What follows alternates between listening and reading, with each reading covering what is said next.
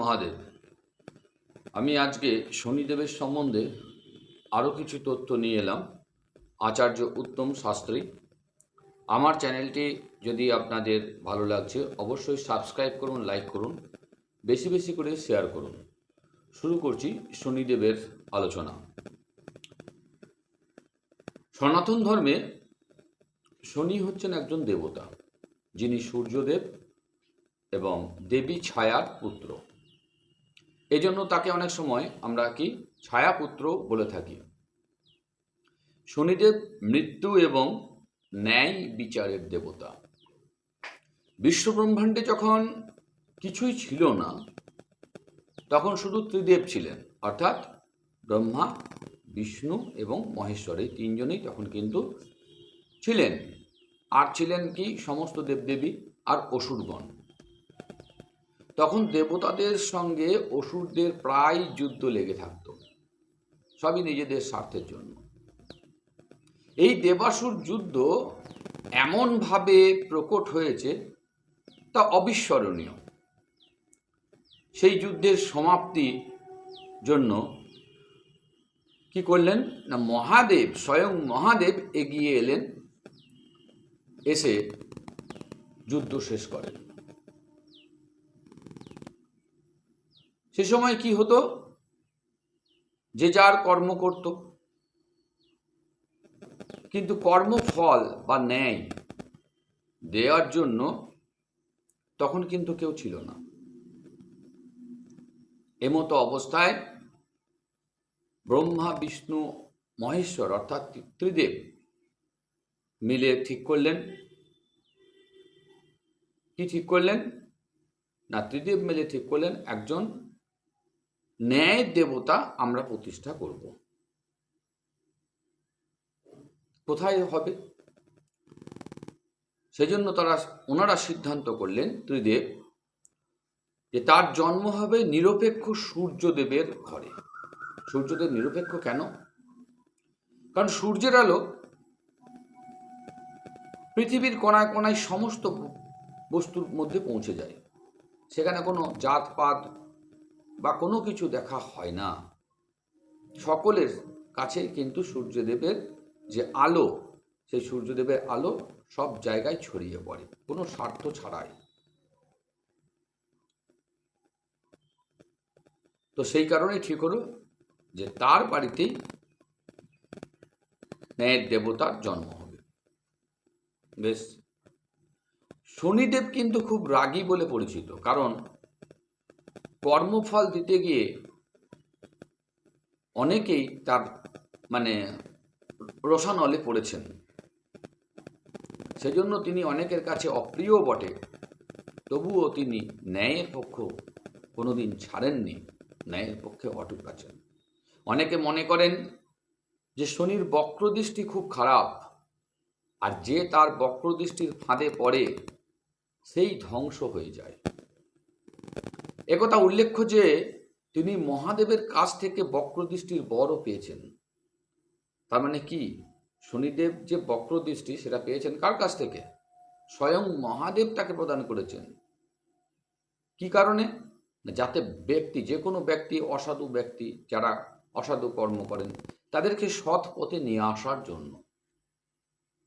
যে ব্যক্তি ভালো পথে থাকে, ভালো কাজ করে, শনির বক্রদৃষ্টি তাদের কোনো ক্ষতি করতে পারে না কিন্তু।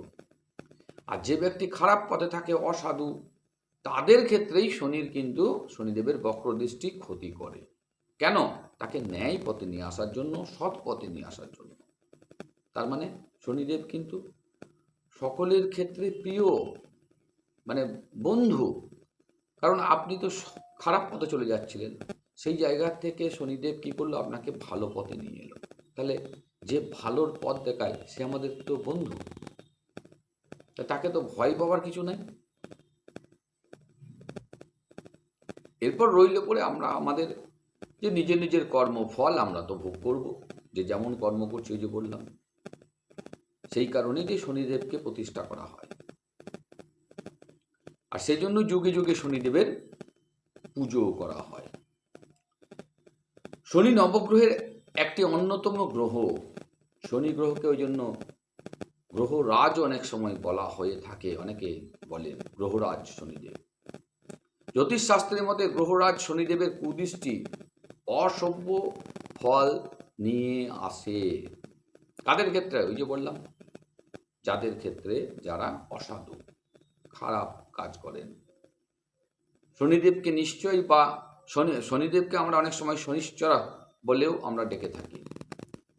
তিনি কোনো ব্যক্তির ওপর রুষ্ট থাকলে সেই ব্যক্তির জীবনে নানা রকম সমস্যা তাকে জর্জরিত করবে।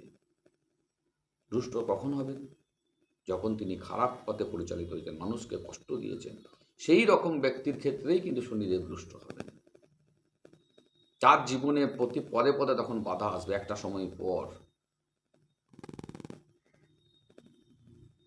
তো জ্যোতিষশাস্ত্রের মতে কোনো ব্যক্তি আজকের দিনে শনিদেবের পূজা করলে শনিদেব সেই ব্যক্তি প্রতি সন্তুষ্ট থাকেন। অর্থাৎ কোন দিনে? আজকের দিনটা সেটা কোন দিন? সেদিনটা হচ্ছে শনিবার। শনিবারে যদি আপনি শনিদেবের মহারাজের পুজো করেন, শনি মহারাজের, শনিদেব তুষ্ট হয়, তাহলে নানা রকম ধরনের যে বিপদ আপদ সেগুলো সব কেটে যায়। তাহলে আসি এবারে শনি পূজার যে সমস্ত বিশেষ নিয়ম রয়েছে সেগুলো সম্বন্ধে একটু জানি। দেখুন, প্রত্যেক শনিবার সন্ধেবেলায় শনিদেবের পূজা অর্চ করা হয়। এ সমস্ত শনিদেবের মন্দিরগুলো আছে। সাধারণত শনিদেবের মন্দিরে অথবা গৃহের বাইরে খোলা জায়গায় শনিদেবের পুজো করা হয়। নীল বা কৃষ্ণ বর্ণের ঘট, পুষ্প, বস্ত্র, লৌহ, মাসকলাই, কালো তিল, দুগ্ধ, গঙ্গাজল, সর্ষের তেল, এই সমস্ত বস্তু প্রভৃতি বস্তু দ্বারা শনিদেবের ব্রতের জন্য আবশ্যিক। এদিন নির্জলা উপবাস বা একাহারে থেকে এই ব্রত পালন করতে হয়। সকালে ঘুম থেকে উঠে নিত্যকর্ম সেরে স্নান করে শুদ্ধ বস্ত্র পরা উচিত। সারাদিন উপবাসী থাকিয়া সন্ধ্যার সময় শনিদেবের কাছে গিয়ে পুজো দিতে হয়। তো এই শনিদেবের যে কাঠের পূজার বেদিটা, সেটা কালো রঙের একটা কোনো বস্ত্রের ওপর, ভালো নতুন বস্ত্রের ওপর রেখে তারপরে সেখানে পুজো অর্চা করা উচিত। বলছি, পুজোর শেষে কি করতে হয়? ব্রতকথা শুনতে হয়, নির্মাল্য প্রসাদ গ্রহণ করতে হয়। শনিদেবের প্রসাদ কিন্তু সত্যনারায়ণের মতনই সিন্নি, অর্থাৎ দুধ, আটা, গুড়, কলা এইসব দিয়ে আপনার সিন্নিটা তৈরি হয়। শনিদেবের সামনে অবশ্যই সর্ষের তেল আর কালো তিল দিয়ে প্রদীপ দিতে পারেন, অথবা শুধু তিল তেলের প্রদীপ জ্বালান, তাতে আপনারা অনেক উপকার পাবেন।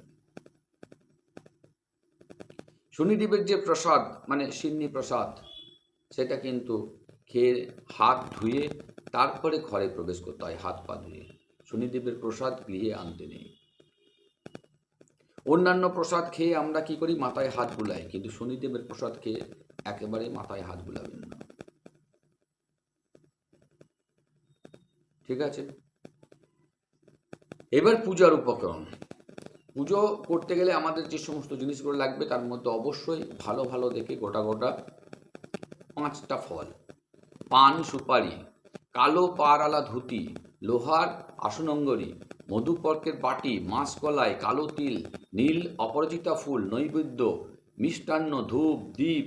সিন্নির জন্য তো বললাম আটা, গুড়, তারপর হচ্ছে দুধ, কলা, বাতাসা, কালো মাটির ঘট বা লোহার ঘট, পুষ্প, গঙ্গা জল এবং গঙ্গা মূর্তিকা ইত্যাদি। এবার পূজার নিয়ম সম্বন্ধেও একটু আসছে। আচমনাদি সম্পন্ন করে স্বস্তি বাচন এবং সংকল্প করে গণেশ আদি পঞ্চদেবতার পূজার পর যথাবিধি ঘট স্থাপন করে শনিদেবের পূজা করতে হয়। প্রণাম মন্ত্রটা কি শনিদেবের একটু দেখি। ওং নীলাঞ্জনচয়ং প্রখ্যং রবিসূতং মহাগ্রহম ছায়ায় গর্ভসম্ভূতং বন্দে ভক্তাশনশ্চরম। এই মন্ত্রটি হচ্ছে শনিদেবের প্রণাম মন্ত্র। এই মন্ত্র পাঠ করে অতঃপর নবগ্রহ, দশদিক্পাল, ছায়া, শবনা, কালী, শিব, যম এবং প্রজাপতির পূজা করে পরে শনির পঞ্চপ্রকারের পূজা করিবেন। এরপর আসছি পূজার মন্ত্র। ওং ঐং হং শ্রীং শনিশ্চরায় নমঃ। ওং ঐং হং শ্রীং শনিশ্চরায় নমঃ। তো এই মন্ত্রটি হচ্ছে আপনারা জপ করতে পারেন পূজার জন্য। তো যাই হোক, আপনাদের শনিদেবের সম্বন্ধে যতটুকু আমার জানা আপনাদের সঙ্গে শেয়ার করলাম। যদি ভালো লাগে তো এইগুলোকে করুন। দেখুন, শনিদেবের প্রকোপ থেকে মুক্ত পাবেন। যাদের শনির মহাদশা চলছে, শনির 7.5 চলছে, কষ্টে রয়েছেন, তারা এগুলো করুন মন দিয়ে। 7টা শনিবার করার পরেই আপনারা দেখবেন কষ্ট থেকে মুক্তি পাচ্ছেন। এগুলো শুদ্ধ আচারে মন দিয়ে করুন। স্টোন ধারণ করুন আর যাই করুন, এইগুলো করলে আপনারা কিন্তু তৎক্ষণাৎ ফল পাবেন। এতে খরচ কিছু নাই, কিন্তু ভক্তি, মনের ভক্তিটাই হচ্ছে মেন। আপনি যদি ভক্তি করে, ভক্তি ভরে মন দিয়ে এটা করতে পারেন, অবশ্যই যারা কষ্টে আছেন তারা কষ্ট থেকে লাঘব হবে, শনিদেবের কৃপা লাভ করবেন আপনারা। যদি চ্যানেলটি ভালো লাগছে অতি অবশ্যই সাবস্ক্রাইব করুন, লাইক করুন, বেশি বেশি করে শেয়ার করুন এবং কমেন্টে জানান আপনাদের কেমন লাগছে। এরপরেই আমরা নিয়ে আসবো, পরের এপিসোডেই আসছি আমি শনিদেবের ব্রত কথা আপনাদের কাছে নিয়ে আসব। শনিবার দিন এটাকে শুনুন, খুব উপকার পাবেন। যাদের শনির মহাদশা বা শনির খারাপ পজিশন রয়েছে তারা তো পাবেনই, এছাড়াও প্রত্যেকের শনিবার তো পালন করা উচিত, শনিদেবের পূজা করা উচিত। কারণ দেখবেন আমাদের কালপুরুষের যে ছক, সেই কালপুরুষের ছকে কিন্তু 10 নম্বর এবং 11 নম্বর ঘর, অর্থাৎ 10 নম্বরটা কিসের ঘর? আমাদের কর্মের ঘর। 11 নম্বরটা কিসের? কর্মপ্রাপ্তি, ফল প্রাপ্তি, অর্থাৎ ইচ্ছা পূরণ, সাকসেসের ঘর।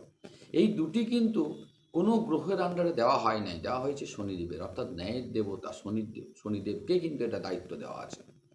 সেই কারণেই ন্যায় পথে থাকতে গেলে, ভালো ফল পেতে গেলে অতি অবশ্যই প্রত্যেকের উচিত যে শনিবারটাকে পালন করুন,